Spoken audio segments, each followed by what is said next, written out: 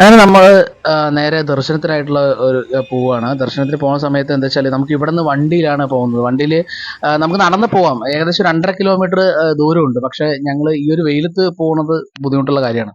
അപ്പോൾ ജീപ്പ് അങ്ങോട്ടും ഇങ്ങോട്ടും പോകുന്നുണ്ട്. അപ്പോൾ ഒരു പ്രാവശ്യം നമുക്ക് ക്ഷേത്രത്തിന് അങ്ങോട്ട് പോകാൻ 200 രൂപയാണ് ചാർജ് ചെയ്യുന്നത്. ഞങ്ങൾ 4 ആളുണ്ട്. 4 ആളും കൂടി 200 രൂപയാണ് ചാർജ് ചെയ്യുന്നത്. അതുപോലെ നമുക്ക് അവിടെ നിന്ന് ഇങ്ങോട്ട് വരാനും നമുക്ക് 200 രൂപയാണ് അവർ ചാർജ് ചെയ്യുക. അപ്പോൾ ഒരു ജീപ്പ് ഞങ്ങൾ എടുത്തിട്ടുണ്ട്. ഈ ജീപ്പിൽ വേറെ ആൾക്കാരെയും അവർ കയറ്റും. അവരുടെ നിന്ന് 200 രൂപ വാങ്ങും. എന്നാൽ നല്ലൊരു വരുമാനമാണ് അവർക്ക് ഇവിടെ ഇങ്ങനൊരു അങ്ങോട്ടും ഇങ്ങോട്ടും ട്രിപ്പ് അടിക്കുന്നത്. നമുക്കും കുഴപ്പമില്ല. ഇപ്പോൾ ഓട്ടോയ്ക്കൊക്കെ ഒരാൾക്ക് 50 രൂപയാണെങ്കിൽ ആ ഒരു എമൗണ്ട് തന്നെ ഇവിടെ വരുന്നുള്ളൂ. നേരെ നമ്മൾ ദർശനത്തിന് പോവാണ്. ദർശനം നമുക്ക് ഏകദേശം ഒരു 10 മണിക്കാണ് ദർശനം പറഞ്ഞിട്ടുള്ളത്. പക്ഷെ നമ്മൾ മുമ്പേ തന്നെ പോയി നിന്നാൽ നമുക്ക് അതിന് മുമ്പായിട്ട് ദർശനം കാണാൻ പറ്റും.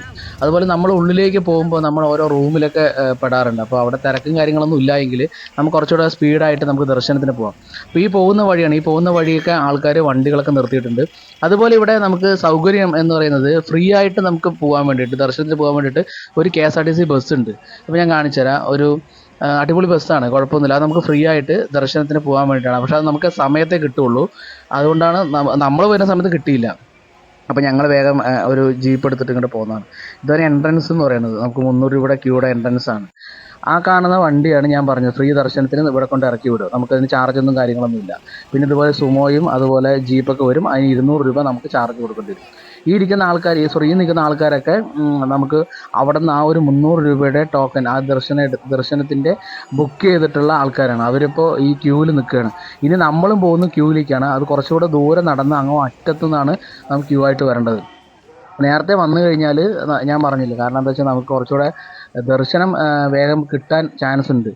എന്തായാലും എല്ലാ ദിവസവും ഇവിടെ തിരക്കാണ്. അതുകൊണ്ട് നമുക്ക് ആ ഒരു ടൈമിൽ മാത്രമേ നമുക്ക് പ്രതീക്ഷിക്കാവൂ. 10 മണി എന്ന് പറഞ്ഞാൽ 10 മണിക്ക് നമുക്ക് ദർശനം കിട്ടുള്ളൂ എന്നുള്ള പ്രതീക്ഷയോടെ തന്നെയാണ്. അതിന് മുമ്പേ നമുക്ക് ഭഗവാന്റെ ദർശനം കിട്ടുകയാണെങ്കിൽ നമുക്ക് ഏറ്റവും വലിയൊരു പുണ്യം എന്ന് പറയാം. അപ്പോൾ ഞങ്ങൾ നേരെ ഇനി ക്യൂവിലേക്ക് കയറുകയാണ്.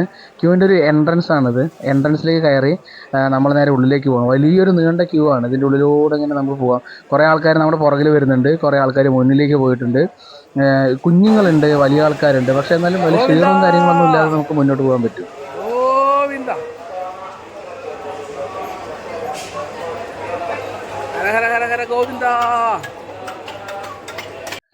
ഈ നിൽക്കുന്ന ആൾക്കാരൊക്കെ നമുക്ക് മുന്നിലുള്ള ആൾക്കാരാണ്.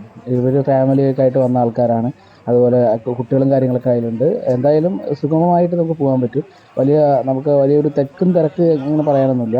സിമ്പിളായിട്ട് പോവാം. കുറച്ചുകൂടെ ദൂരത്തേക്ക് പോകാം. ഇവിടെ എത്തിക്കഴിഞ്ഞാൽ നമ്മൾ ഡെപ്പോസിറ്റ് ചെയ്യുന്ന സ്ഥലമാണ്. ഇവിടെ നമ്മൾ മൊബൈൽ ഡെപ്പോസിറ്റ് ചെയ്യാണ്.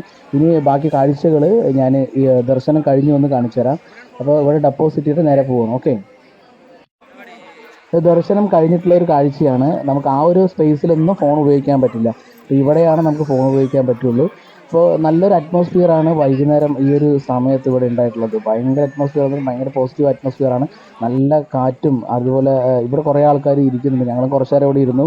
ബാക്കിയുള്ള അപ്പുറത്തുള്ള കാഴ്ചകൾ നമുക്ക് കാണാൻ പറ്റില്ല, കാരണം നമ്മൾ ഫോൺ എടുക്കാൻ വന്നത് ഈ ഒരു ഭാഗത്താണ്. ഫോൺ നമുക്ക് ഇവിടെയാണ്, നമുക്ക് ഡെപ്പോസിറ്റ് ചെയ്ത ഫോൺ ഇവിടെ നിന്നാണ് കിട്ടുക. അപ്പോൾ ഇവിടെ നിന്ന് നമ്മൾ വാങ്ങിയിട്ട് ബാക്കിയുള്ള കാഴ്ചകളാണ്. ഇനി നേരെ നമ്മൾ അന്നദാന കൗണ്ടറിലേക്കാണ് പോകുന്നത്. അപ്പോൾ ആ ഒരു ഭാഗം കൂടെ കാണിച്ചത്. ഏകദേശം രാത്രി 10:30 10:45 ആയി. പക്ഷെ എന്നാലും അവിടെ അന്നദാനം ഉണ്ടാകും എന്നുള്ളതാണ്. അപ്പോൾ അത് അറിയാൻ കഴിഞ്ഞത് ഞങ്ങൾ നേരെ ഇനിയിപ്പോൾ അങ്ങോട്ട് പോവുകയാണ്. അപ്പോൾ ഇവിടെയുള്ള ഒരു കാഴ്ചകളാണ് ഞാൻ നിങ്ങൾക്ക് കാണിച്ചു തരുന്നത്. എന്തായാലും ഒരു ബ്യൂട്ടിഫുൾ ആയിട്ടുള്ള വൈബാണ്. നമ്മൾ തിരുപ്പതിക്ക് വരുന്ന സമയത്ത് ഇവിടെ സ്പെൻഡ് ചെയ്യാതെ പോകരുത്. കുറേ നേരം നിങ്ങൾ സ്പെൻഡ് ചെയ്തിട്ട് പോയിക്കോളൂ. നല്ല ഈവനിങ് വൈബ് അടിപൊളിയാണ്. അപ്പോൾ ദർശനം കിട്ടി, നല്ല അടിപൊളി ദർശനമായിരുന്നു. ഭഗവാന്റെ അനുഗ്രഹം എന്തായാലും നമുക്ക് വേണ്ടുവോളം കിട്ടിയിട്ടുണ്ട്. അപ്പോൾ നേരെ നമ്മൾ പോകുന്ന അന്നദാന കൗണ്ടറിലേക്കാണ്. പോകുന്ന വഴി നമുക്ക് കണ്ട കാഴ്ച എന്താ വെച്ചാൽ, ഇപ്പോൾ ആ ഒരു ഒരു വലിയൊരു ചുമരാണ് കേട്ടോ. ഒരു മതിലല്ല, വലിയ ചുമരാണ്. അവിടെ അടിപൊളിയായിട്ട് മനോഹരമായ ചിത്രങ്ങൾ, നല്ലൊരു എക്സ്പെൻസ് ചിലവാക്കിയിട്ടുള്ള ചിത്രങ്ങൾ, പിന്നെ ചെടികളൊക്കെ വെച്ച് പിടിപ്പിച്ചിട്ടുണ്ട്. ഇനി നേരെ അന്നദാന കൗണ്ടറിലേക്കാണ് പോകുന്നത്. കൗണ്ടർ എന്ന് പറഞ്ഞാൽ വലിയൊരു ഹാളാണ്. ആ ഹാളിലാണ് നമുക്ക് അന്നദാനം കൊടുക്കുക. എത്ര പേർക്ക് വേണമെങ്കിലും അവിടെ ഇരിക്കാൻ പറ്റും. ഈ രാത്രി സമയങ്ങളിലൊക്കെ ഇവിടെ ഇപ്പോൾ അന്നദാനം ഉണ്ടെന്ന് പറയുമ്പോൾ വിശ്വസിക്കാൻ പറ്റില്ല. പക്ഷേ ഏകദേശം ഒരു 11 മണിയോടെ സമയമായിട്ടുണ്ട്. 11 മണിയായിട്ടുണ്ട്. ഈ 11 മണിയായിട്ട് ഇവിടെ ഭക്ഷണത്തിന് ആൾക്കാർ ഒതുങ്ങിയിട്ടില്ല, അല്ലെങ്കിൽ കഴിഞ്ഞിട്ടില്ല. അവർ വന്നുകൊണ്ടേ ഇരിക്കുകയാണ്. ഇവിടെ സേവനം ചെയ്യാൻ വരുന്ന ആൾക്കാർ ഭക്ഷണം കഴിക്കുന്നുണ്ട്. അതുപോലെ തന്നെ ഇവിടെ തൊഴുതാവുന്ന ആൾക്കാർ ഭക്ഷണം കഴിക്കുന്നുണ്ട്. രാത്രി ഇവിടെ ചോറാണ് നമുക്ക് കിട്ടിയിട്ടുള്ളത്. അപ്പോൾ എല്ലാവരും ഭക്ഷണത്തിലേക്ക് ഉള്ള ഒരു തയ്യാറെടുപ്പിലാണ്. അപ്പോൾ ഞങ്ങൾ ഈ ഒരു ഭാഗത്തൂടെ അങ്ങ് കയറി, എന്നിട്ട് അവിടെ നമുക്ക് ഭക്ഷണത്തിൻ്റെ കൗണ്ടർ സെറ്റ് ചെയ്തിട്ടുണ്ട്. അപ്പോൾ അവിടേക്കാണ് ഞങ്ങൾ പോകുന്നത്. അപ്പോൾ കുറേ ആൾക്കാർ നമുക്കൊപ്പം വന്ന ദർശനത്തിന് വന്നിട്ടുള്ള ആൾക്കാരുണ്ടായിരുന്നു. അപ്പോൾ അവരും നമുക്കും ഭക്ഷണം കഴിക്കാൻ വന്നു. അപ്പോൾ ഭക്ഷണം എന്തൊക്കെയാണെന്ന് നമുക്ക് നോക്കാം. ഒരു ഉപ്പേരി ഉണ്ട്, അതുപോലെ ഒരു കൂട്ടുകറി, ഒരു ചമ്മന്തി ഉണ്ട്, പിന്നെ നമുക്ക് ചോറുണ്ട്, രസമുണ്ട്, മോരുണ്ട്. നമുക്ക് എത്ര വേണമെങ്കിലും ഭക്ഷണം കഴിക്കാൻ പറ്റും ഇവിടെ നിന്ന്. ചെറിയൊരു പായസം കൂടെ ഉണ്ട്. ഇപ്പോൾ എന്തായാലും ഒരു രാത്രി 11 മണിയാണെങ്കിലും ഇവിടെ വന്നു കഴിഞ്ഞാൽ നമുക്ക് അന്നദാനം കഴിച്ചിട്ട് പോവാം. ഇവിടുത്തെ ചോറ് നൈസ് ചെറിയൊരു ചോറാണ്, പിന്നെ കറിയും എനിക്കത്ര വലിയൊരു ഇഷ്ടപ്പെട്ടില്ല. എന്താ വെച്ചാൽ നമ്മുടെ ഒരു കേരളത്തിൻ്റെ ടേസ്റ്റും അവിടുത്തെ ടേസ്റ്റും നല്ല വ്യത്യാസമുണ്ട്. എന്നാൽ അന്നദാനമാണ്, നമുക്ക് അടിപൊളിയായിട്ട് ഭക്ഷണം കഴിക്കാൻ പറ്റും. അതുപോലെ തന്നെ രാവിലെയും ഇവിടെ ഭക്ഷണം ഉണ്ടെന്ന് അറിഞ്ഞു. അപ്പോൾ നമ്മൾ റൂമിൽ പോയിട്ടുള്ള വീഡിയോസൊന്നും ഇനി ഇതിലിടുന്നില്ല. നമ്മൾ നേരെ ഇനി കിടന്നുറങ്ങാൻ പോവാണ്. ഭക്ഷണം കണ്ടോ, നല്ല സാമ്പാറും കാര്യങ്ങളൊക്കെയാണ്. അപ്പോൾ പായസമുണ്ട്, അതുപോലെ കൂട്ടുണ്ട്, ഉപ്പേരിയും കാര്യങ്ങളൊക്കെ ഉണ്ട്.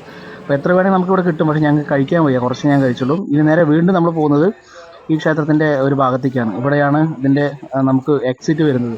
ഇപ്പോൾ ഇനി അടുത്തൊരു കാര്യം എന്ന് പറയുന്നത്, ഇപ്പോൾ നമ്മൾ രാത്രിത്തെ വൈബൊന്നും എടുത്തിട്ടില്ല.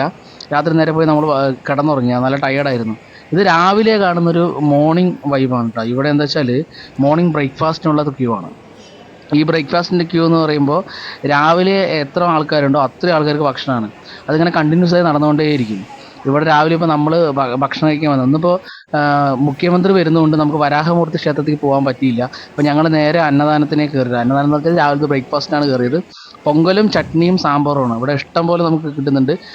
കഴിക്കാൻ വയ്യാത്തൊരു പ്രശ്നം മാത്രമേ ഉള്ളൂ. അങ്ങനെ പൊങ്കലും ചട്നിയും സാമ്പാറും ഒക്കെ കഴിച്ചിട്ട് നമ്മളിനി നേരെ ഇവിടെ നിന്ന് പോവുകയാണ്. ഇവിടെ നേരെ നമ്മൾ ഇനിയിപ്പോൾ എന്താ വെച്ചാൽ നേരെ നമ്മൾ ട്രെയിന് ബുക്ക് ചെയ്തിട്ടുള്ള അവിടേക്ക് പോവുകയാണ്. ഇനിയിപ്പോൾ വേറെ എവിടെയും നമുക്ക് പറ്റില്ല. ഇപ്പോൾ ഒരു കാഴ്ച കണ്ടെന്ന് വെച്ചാൽ ഒരു ഭക്തൻ ഭഗവാന് വേണ്ടി സമർപ്പിച്ചിട്ടുള്ള ഒരു എമൗണ്ടാണ്. ആ എമൗണ്ട് 44 ലക്ഷം രൂപയാണ് കേട്ടോ അയാൾ ഇന്ന് കൊടുത്തിട്ടുള്ളത്. ഏറ്റവും വലിയൊരു എമൗണ്ടാണ് 44 ലക്ഷം രൂപ. ഇവിടെ എന്തൊക്കെയാ വെച്ചാൽ ഇതൊരു വലിയൊരു ഇതാണ്. രാത്രി 11:30 നമ്മൾ തിരുപ്പതിയിൽ എത്തിയിരിക്കുകയാണ്.